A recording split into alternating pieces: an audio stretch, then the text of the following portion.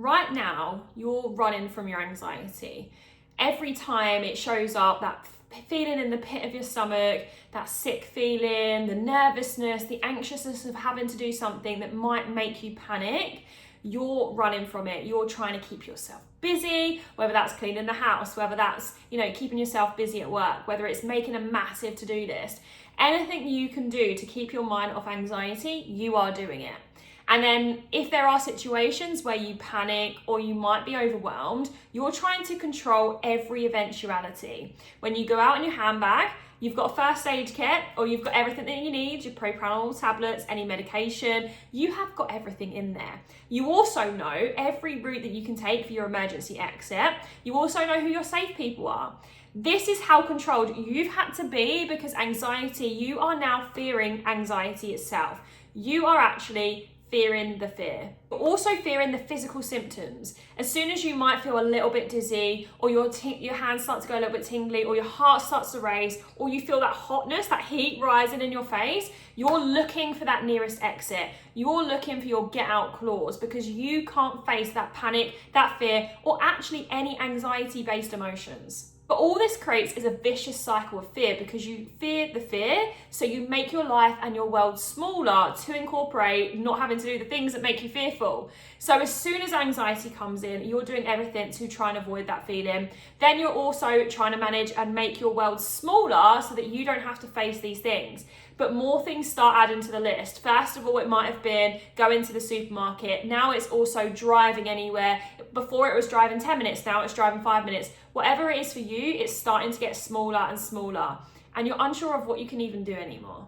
But imagine a world where fear doesn't overtake you, where anxiety isn't the baseline emotion every single day, where actually you could know that you can get through anything. So even if you had physical symptoms, even if you had anxiety, you know it's all right. You literally can get through anything. Whatever happens, you know you trust yourself, you know you can move through it, and it's that simple. That is what you could have. No more anxiety, just calmness, relaxed, feeling safe and secure in every situation.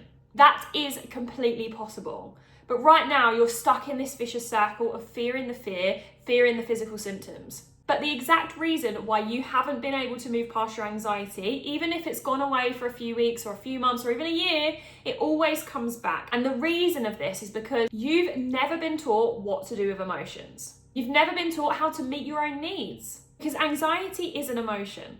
And if we ignore it and we ignore every time that it shows up, we're not listening to ourselves.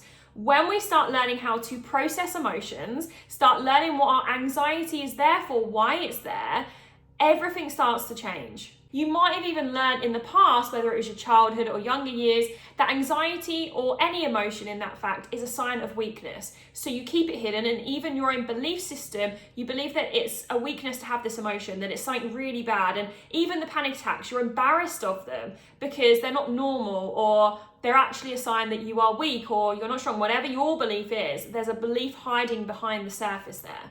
So you do everything to push it down as far as possible, pretend it isn't happening, avoid it at all costs, and you end up fearing that emotion. I was exactly the same. I actually held a very strong belief that emotions were scary. So I had no idea what to do when anxiety would hit me. And at first it was anxiety. Hadn't had panic attacks, just had anxiety. And all of the time in my young years, I actually started to push the anxiety down because I didn't know what to do with it.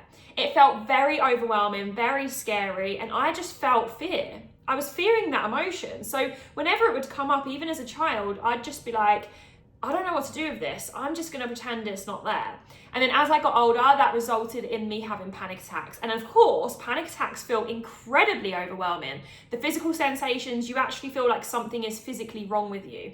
So that made it feel worse because even more emotion was being there. And I was fearing that emotion. I was fearing the panic. So I was fearing anxiety, I was fearing panic, and my life just became very, very small. And I just honestly was scared of these emotions. All I'd learned along the way is how to cope and manage with anxiety. So how to deal with the physical symptoms. It was breathing techniques, it was propranolol, it was, rescue remedy. It might have even been meditation, reflexology. How can I push this down even further, or how can I cope and manage with it? Not actually looking into it at all. I even had therapy where we talk about childhood, but none of it actually helped me to dig into what I needed to do with the anxiety and why it was there to begin with. Now I'm able to see anxiety as the emotion it is. In fact, any emotion that comes up, even if it's a fearful emotion or something that feels big and overwhelming, I can move through it with ease. And that's the problem, right? I was never taught as a kid or when I was younger how to process emotions. Honestly, not a lot of people were.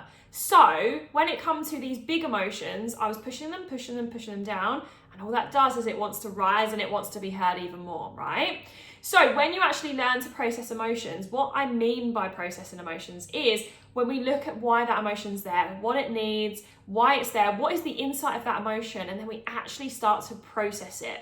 And you can actually process it in the mind by asking ourselves questions like, what do we need? What is it here for? And I'll go through that in a second, but you can also process it in the body as well. Anxiety and panic was an alarm bell ringing for me to listen. It kept ringing and ringing and ringing. And the more I wasn't giving myself what I needed, the more it would alert. And honestly, it went on for 15 years. Now I look back and I cannot believe that I needed to just process my emotions. Like, bearing in mind, there are lots of other things that I've done in order to help reprogram my anxiety. But the first step was actually learning to listen to it, to understand it, to work with it, not against it. When we do things like managing techniques, when we do things with coping techniques, all we're doing is helping the surface level nervous system. We're not diving deeper, and we have to dive deeper if we want to reprogram this anxiety for good. You have tried all of the physical things. You have tried the breathing techniques. You've tried relaxing. You've tried everything that I even said, right?